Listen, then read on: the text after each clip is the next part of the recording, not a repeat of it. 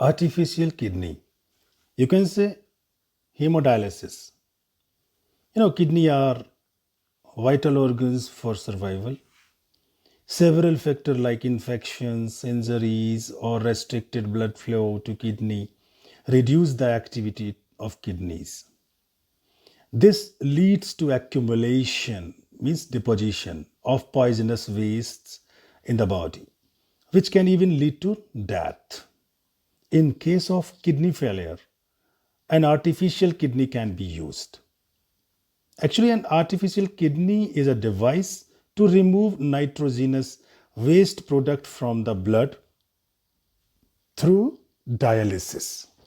You can see at your screen the artificial kidney or the process of hemodialysis, a person lying on the bed, line from the artery to pump, blood is there, and passing through the tubing made of a selectively permeable membrane filled with dialyzing solution. Blood is filtered over there. Fresh dialyzing solution is continuously over there, and the used dialyzing solution with urea and excess salt stored in other bottle. In this way, the blood is filtered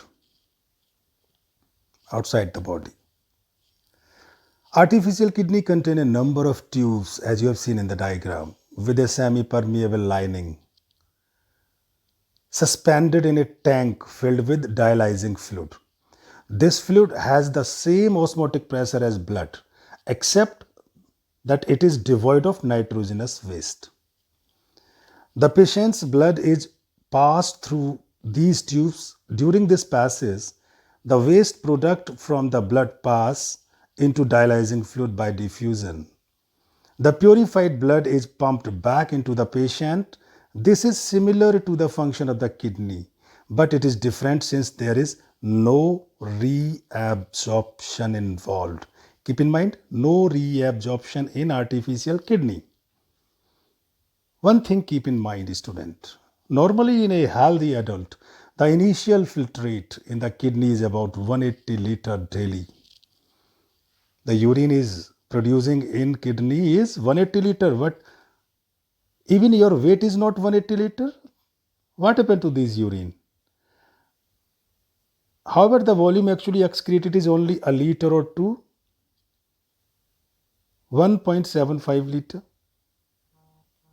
because the remaining filtrate is reabsorbed in the kidney tubules. And also you can see the composition of urine at your screen.